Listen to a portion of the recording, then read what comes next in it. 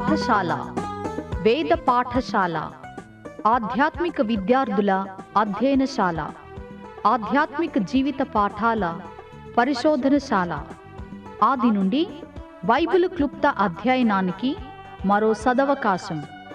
ఆయా వ్యక్తుల జీవిత పాఠాలు నేర్చుకునే మరో సువర్ణవకాశం.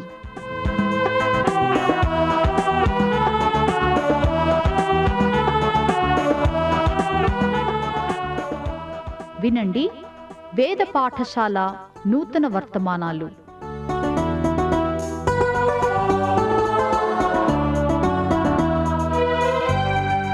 ఆ సమయమున యేసు చెప్పినదేమనగా, తండ్రి, ఆకాశమునకును భూమికిని ప్రభువా, నీవు జ్ఞానులకును వివేకులకును ఈ సంగతులను మరుగుచేసి పసిబాలురకు బయలుపరిచినావని నిన్ను స్తుతించుచున్నాను.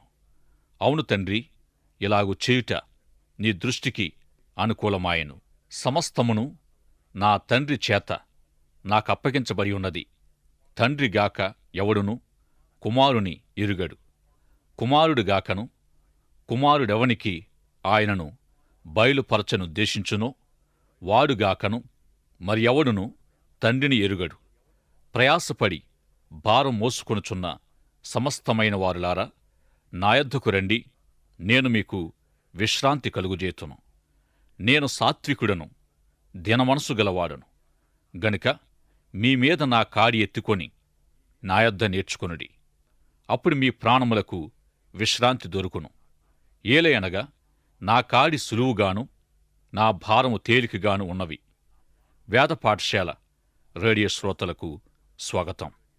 పరిశుద్ధ గ్రంథమంతటినీ పరిశీలన చేయుచు ప్రస్తుతం మత్తయి సువార్తను అధ్యయనం చేస్తున్నాం.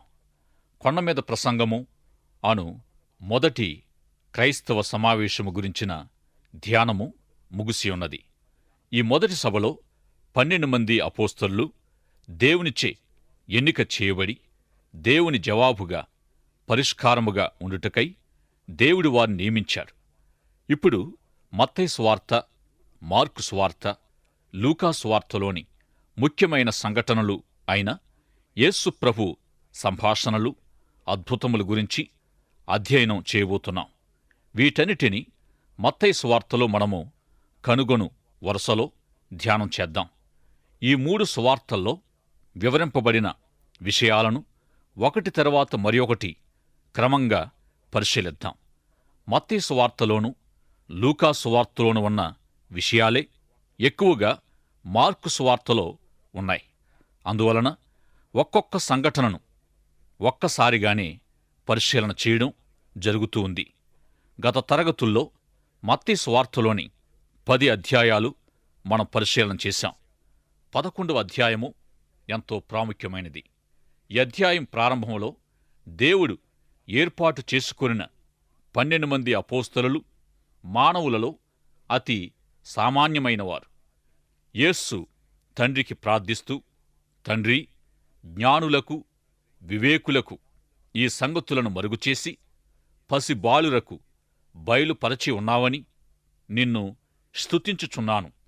ఇలాగు జరిగించుట నీ చిత్తమై ఉంది. నిన్ను నీవు ప్రత్యక్షపరచుకొనని యెడల ఎవడును నీ యొద్దకు రాలేడు. నీ ఆత్మ సహాయం వలన ఇది సంభవించుచున్నది. ఈ వాక్య భాగాలను బట్టి క్రీస్తు యొద్దకు వచ్చి రక్షణ పొందుట ముందుగానే నియమింపబడి దేవుని మీద ఆధారపడినట్లుగా కనిపించుచున్నది. దేవుడు మానవులను వెదకి కదిలించేవాడు. దేవుడు మనలను ముందుగా వెదకకపోతే మనమెన్నడూ దేవుణ్ణి వెదకలేం. కొండమీద ప్రసంగము చివరి భాగములో యేసు ప్రభు ఆహ్వానించిన విధము మనం గ్రహించాలి. యేసు ప్రభు అనేకమైన ఆహ్వానాలు ఇచ్చి ఉన్నాడు. ఎవడైనను ప్రవేశింపకోరిన ఎడల ప్రవేశించుడి, ఎవరైనను రానుద్దేశించిన ఎడల రండి అని సార్వత్రికమైన ఆహ్వానమిచ్చాడు. ప్రయాసపడి భారం మోయు సమస్తమైన వారులారా, నా యొద్దకు రండి అని ప్రభు ఇచ్చిన ఆహ్వానం నాకెంతో ప్రియమైనది. ఈ ఆహ్వానము ఎవరికి ఇవ్వబడిందో మనం గ్రహించాలి. ప్రయాసపడి భారం మోయు సమస్తమైన మానవాళికి. అనేకమైన సమస్యలతో మనుషులు సంఘమునకు వస్తూ ఉంటారు. వారి సమస్యలను పరిష్కరించుటయే సంఘ కాపరి పని. ఇటువంటి సమస్యలతో ఉన్నవారిని యేసు ప్రభు ఆహ్వానించుచున్నాడు. సాత్వికమనగా బలహీనత కాదు, సాధువుగా శిక్షణ పొందుట అని మనం గమనించాం. కళ్ళెము బిగించబడి స్వారీ చేయబడుచున్న గుర్రము బలహీనమైనది కాదు, గుర్రము సాధువైనది. సాత్వికం యొక్క అర్థము ఇదియే.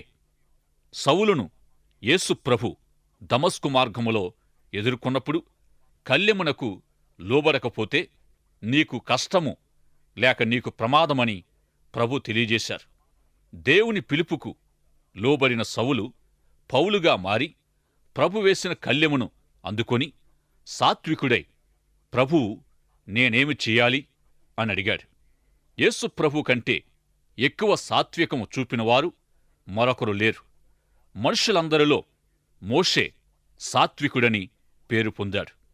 యేసు ప్రభు సాత్వికము మోషే కంటే చాలా గొప్పది. ఎందుకనగా యేసు సంపూర్ణమైన మానవుడు, సంపూర్ణమైన సాత్వికము గలవాడు. తండ్రిని సంతోషపరచు క్రియలనే ప్రభు చేశారు. తండ్రి తనకప్పగించిన కాడిని ప్రభు అంగీకరించాడు. అనేకసార్లు కాడి బరువైనదని మనం అనుకుంటూ ఉంటాం. కాని కాడి అనునది బరువైనది కాదని, బరువైన వాటిని సులువుగా లాగుటకు ఉపయోగపడు సాధనమని మనం గ్రహించాలి. బరువులను మోయు ఎద్దు కాడి లేకుండా అంత బరువైన వస్తువులను మోయుటకు సాధ్యము కాదు. జీవితము భారమైనది. జీవిత బరువులకు పరిష్కారముగా యేసు ప్రభు రక్షణ గురించి తెలియచేయుచున్నాడు. జీవితము సులువుగా ఉండుటకు నియమించబడిన సాధనం కాడి. ఈ కాడి యేసుక్రీస్తు కాడి. ఆయన కాడి అనగా యేసు బోధ. యేసు ప్రభు తన శిష్యులకు బోధించిన శిక్షణ విలువలే ఆ కాడి. యేసు ప్రభు కాడిని మనమీద మనం ఉంచుకుని ఎడల జీవితపు భారమును ఏ విధంగా మోయవలనో ప్రభు కాడి యొక్క మరియొక వైపు నుండి మనము నేర్చుకోగలం. అయితే మొదటిగా యేసునొద్దకు రక్షణ పొందుట కొరకై రావాలి. తరువాత ఆయన కాడిని మోయిచు మనం జీవించాలి. దేవుని రాజ్య సేవలో దేవునితో జత పనివారమై మనం ఉండాలని ఈ లేఖనములో దేవుని మనలను హెచ్చరించుచున్నాడు. మత్తయి సువార్త 13వ అధ్యాయములో యేసు ప్రభు ఉపమాన రూపములో గొప్ప సత్యాల్ని వివరించారు. ఈ ఉపమానము లూకా సువార్తలోను మార్కు సువార్తలోను మనం చూడగలం. ఉపమానము అను పదమునకు గ్రీకు మూలము పారా బొల్లో. పారా అనగా దానితో పాటు, బొల్లో అనగా విసరుట. దీని భావమేమనగా ఒక సత్యమును సత్యముగా వివరించుట కొరకై ఒక సంఘటనను వివరించుట. అప్పుడు వివరించబడిన సత్యమును వినువారు సులభంగా గ్రహించగలరు. అందువలన యేసు ప్రభు తన బోధలో అనేక ఉపమానాలను వాడి ఉన్నారు. రోమా సామ్రాజ్యములో ఉన్నవారందరూ కైసరుకు పూర్తిగా లోబడాలి. లేని ఎడల మరణశిక్ష విధించబడుతుంది. అదేవిధంగా యేసు ప్రభు మాటలన్నిటినీ గ్రహించి మనము సంపూర్ణముగా ప్రభువుకు లోబడాలని ప్రభు తన బోధలో ఉపమానాలను విరివిగా వాడి ఉన్నారు. ఒక ఉపమానములో ఒకడు దాచబడిన విలువైన ధనమును కనుగొని అది దొరికిన సంతోషముతో తనకు కలిగినదంతయు అమ్మి ఆ ధనమును కొనును అని వివరించాడు. మరి ఒక ఉపమానములో మంచి ముత్యమును కొన వెదుకుచున్న మనుషుడు అమూల్యమైన ముత్యమును కనుగొని అది దొరికిన సంతోషముతో తనకు కలిగినదంతయు అమ్మి దాన్ని కొనును అని వివరించాడు.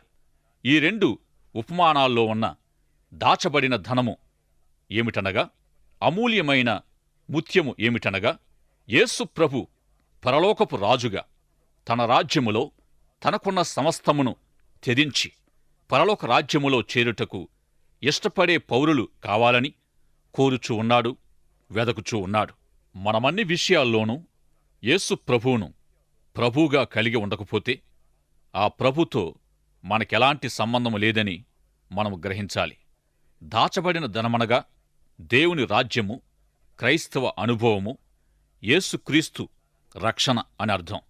దానిని కనుగొనిన సంతోషములో తనకున్న సమస్తమునమ్మి దానిని కొనును. ముత్యము గురించిన ఉపమానము కూడా ఇదే సత్యమును తెలియజేస్తుంది. ఈ ఉపమానములను యేసుప్రభు బోధించుటలో ముఖ్యోద్దేశము ఏమిటంటే, మనము మనలను క్రీస్తునకు సంపూర్ణముగా సమర్పించుకోవాలని, ఉపమాన భావాలను మరింత విపులంగా పరిశుద్ధాత్మ వలన మనము తెలుసుకోవాలని దేవుని ముఖ్యోద్దేశమయ్యుంది. మత్తయి సువార్తలోని ఉపమానాలన్నిటిలోనూ అతి గొప్పదై ఉన్న విత్తువాని ఉపమానము 13వ అధ్యాయములో చదువుతాం. ఇంచుమించుగా ఈ ఉపమానము క్రైస్తవులకందరికీ తెలుసు. ఈ ఉపమానములో విత్తువాడు విత్తనాలు విత్తడానికి పొలానికి వెళ్ళాడు. ఒక సంచి నిండా విత్తనాలు వేసుకొని సంచిని చేతికి తగిలించుకొని విత్తడానికి వెళ్ళి పొలములో అన్ని దిక్కుల చల్లాడు. అయితే ఆ విత్తనాలు 4 రకాలైన నేలల్లో పడ్డాయి. కొన్ని విత్తనాలు అందరూ నడిచే కాలిబాటన పడ్డాయి.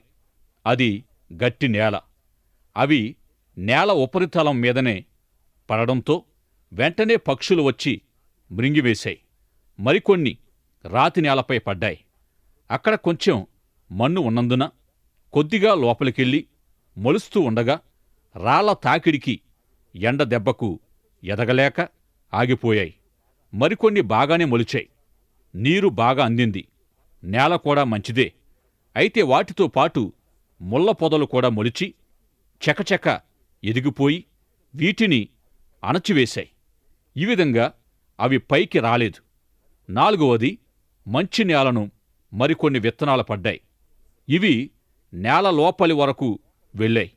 ఇక్కడ నేల లోపలి గాని పైభాగములో గాని ఎటువంటి సమస్య లేదు. అవి బాగా మొలిచి పెరిగి పైరై 30దంతలుగాను 60దంతలుగాను 100ంతలుగాను ఫలించాయి.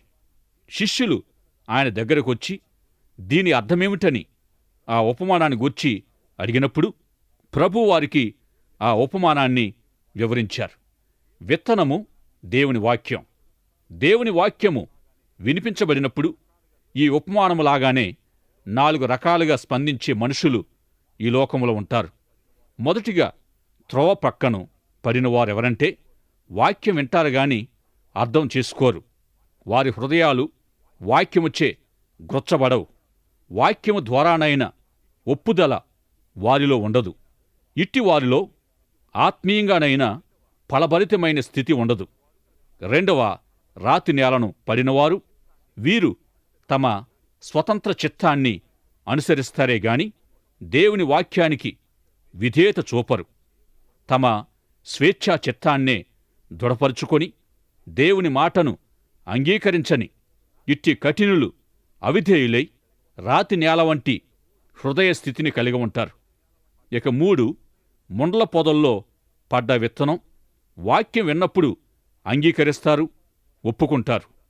వీరు వాక్యాన్ని అర్థం చేసుకుంటారు, విధేయత చూపాలని కూడా ఆశిస్తారు.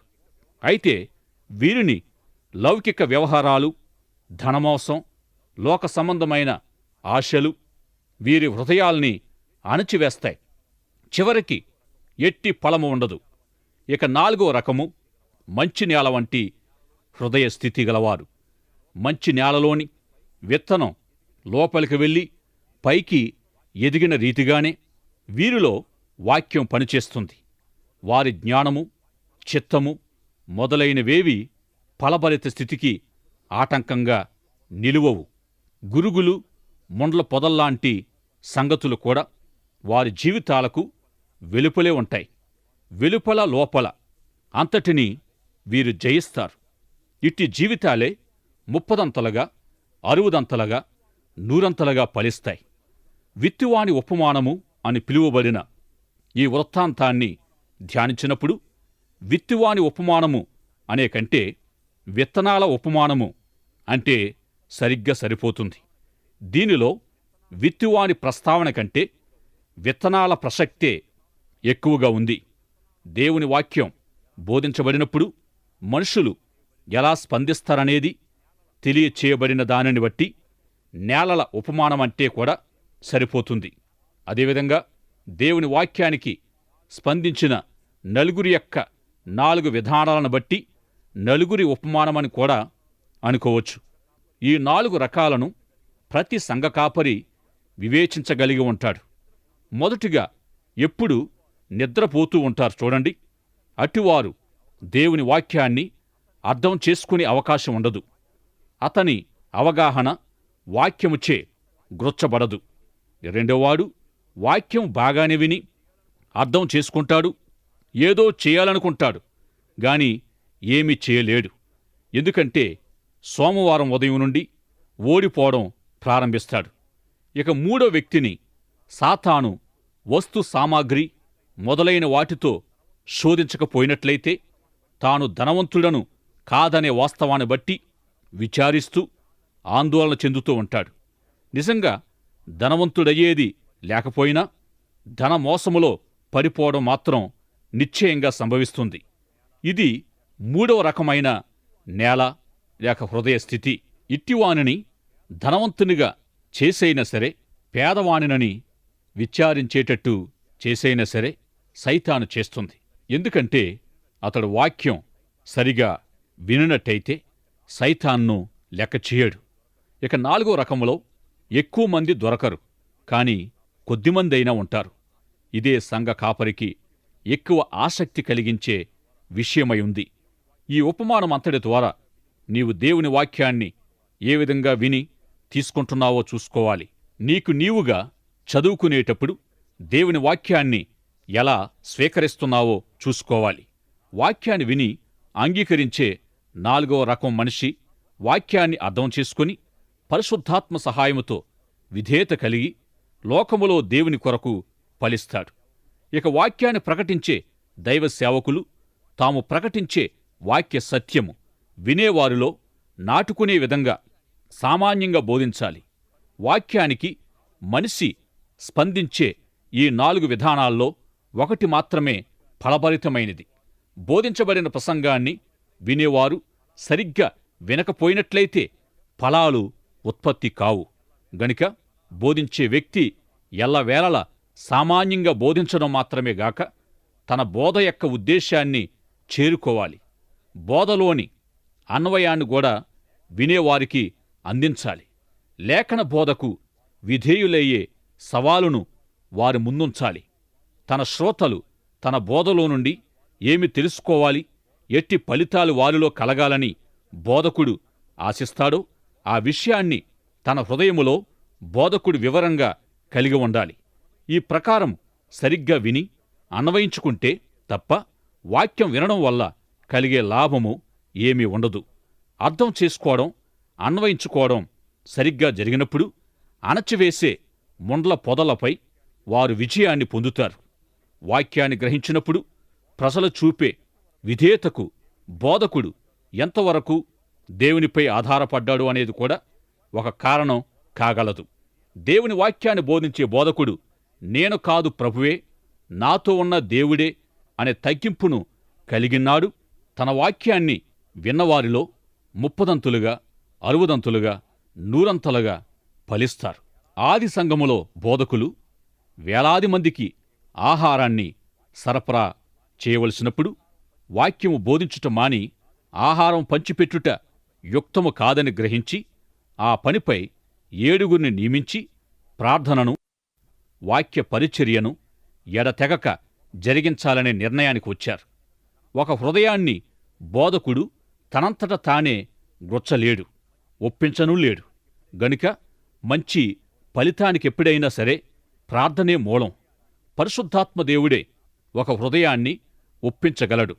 వాక్య ప్రకారము పరిశుద్ధాత్ముడే దేవుని వాక్యాన్ని బోధించగలడు. విధేయతతో కూడిన హృదయాన్ని, చిత్తాన్ని మనిషికి ఒక మనిషి అయిన బోధకుడు అనుగ్రహించలేడు. ఇచ్చయించుటకు, కార్యసిద్ధి కలుగుచేసుకొనుటకు, తన దయాసంకల్పము నెరవేరుటకై మీలో కార్యసిద్ధి కలుగుచేయువాడు దేవుడే. గనుక ఒక మనిషిలో కోరిక పుట్టించేది దేవుడే.